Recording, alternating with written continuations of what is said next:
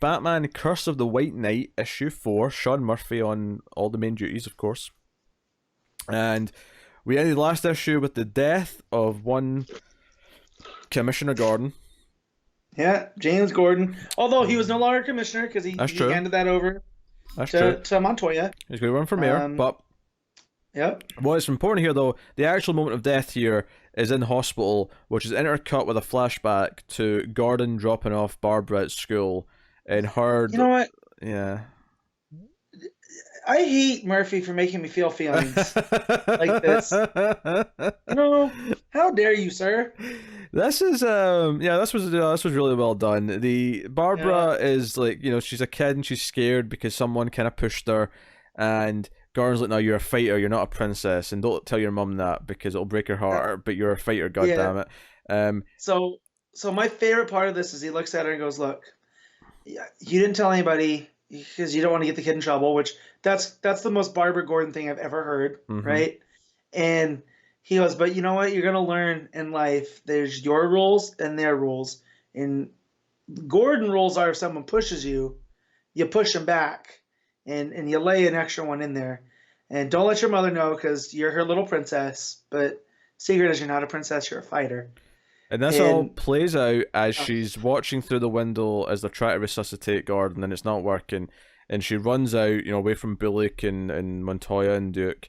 And she runs past Batman, and Batman, seeing her reaction, then runs, in the way. And the end of this scene is Batman in this dark operating room just hugging a dead Gordon. And I'm like, oh my God, Murphy! That's, again, his best friend. Like, if I'm gonna class these things, like, Alfred's his dad, for lack of a better term, but Jim was his best friend. And now he's lost them both throughout this. Such a damn cold open. And, Barbara's angry. And do you know what this made me think of? Because she says this is Batman's fault, and she fights with Dick. Nope. She fights with everyone. She pisses off. And in this issue, the story is her basically hunting down Azrael and going after him. And it reminded me a lot of a certain Rupert Giles on the hit television show Buffy the Vampire Slayer. There we go. After a certain death where he kind of goes half-cocked against the villain.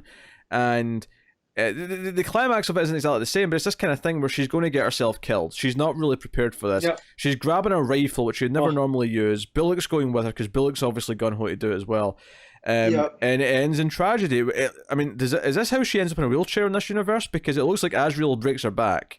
As I was reading this, I got to the end, and it ends very abruptly, right?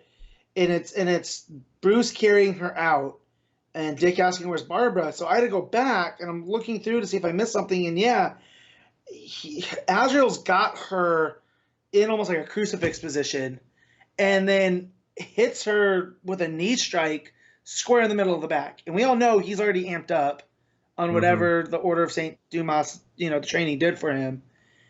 And that's what I'm thinking. I'm thinking now that she's not going to be able to be on the GTO now, because this is how, in this version of the Bat mythos, she becomes Oracle. And she almost becomes Oracle in a way to prevent stuff like this happening again. The lack of information that leads to all of this. It's interesting. It's kind of her own fault this time. Like she went off like ready to fight. She might still blame Batman because Batman stops. Because at one point Bullock's like, take the shot because Batman's grabbed his gun, and he's Batman. He's not going to take the shot with the gun. So I think this will be an interesting kind of character study for Barbara when we see how she reacts to what's happened, and maybe she realizes her mistakes. I love how Montoya gets pissed because now she's commissioner and Batman's out the scene, and she's like, wait, did he always do that with Gordon? That must have drove him nuts.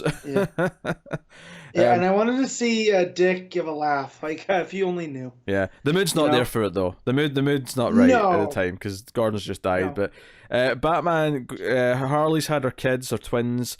Batman goes to see Leslie Tompkins, and we find out that Leslie knew about the journal, and she actually went with Alfred to get it from this priest from the Order of St. Dumas, who got it from the Joker. So we get this weird flashback as she's telling the story to them going to see this priest, and it turns out the room's actually an illusion. Like, when the priest disappears, like the entire room turns into like an abandoned like basement. It's not a real functional place. But Alfred's showing up with a rapier. He's there, like, with a sword, ready to take him out. Yeah.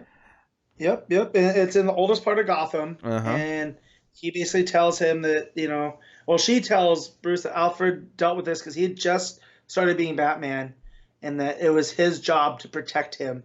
That's the promise he made to the Waynes, and this is how he was going to do it, because Alfred felt that Bruce didn't need to deal with this type of thing. But Leslie kind of feels at the end here, like this guy who very much reminded me of Jason Blood, right? Like with the hair wispy and whatnot, that this is a blood feud that goes all the way back to the founding of Gotham, and that maybe Bruce should have dealt with it earlier, and that keeping it a secret ultimately is what's leading to this now. So I like that Tompkins is that voice from the outside. I mean, she was there, but she had no say in what was going on. So for her to tell the story to Bruce, but I loved all that because that's what I'm here for in this book. Yeah, it's teasing the history and the mythology of this stuff, which is cool. And then, but you have all the emotion with Barbara for the fight and her wanting to go after Azrael, and ultimately leading to her downfall. And so, no, this is a really tight issue. It's very focused. I feel like these issues have been getting more focused as they go, because the first one had so much to introduce. I feel like this and the last one have both been very, very well told. I think as a storyteller, Murphy's getting better. I think this is better than the first mini. And I had a couple of conceptual problems with the first mini, but I think this one is conceptually better, but it's also just better told. This is leaning into his strengths, like some of the Gothic architecture and the vampires. I might be a little biased because Survival of the Fittest is one of my favorite comic books ever, from American Vampire. So, but no, I feel like the White Knight was a story he had to tell, so he could tell this one. Like he had to set a lot of these things in motion with Napier and Gotham and Bruce, having that wedge with the elites and whatnot. All needed to be there so he could tell this one. And then you even get the vibe that Jean Paul is being played. Like we kind of knew that, but he starts to feel that now, But yeah, and then it ends with Bruce carrying out Barbara in that way, and it just goes black. And I'm just like, oh man, this read way too quick. I love this book.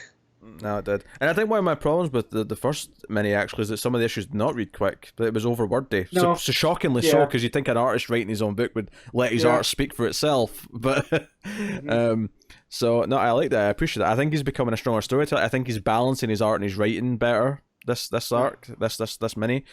And he's winning me over. So I can't really say much better things than that.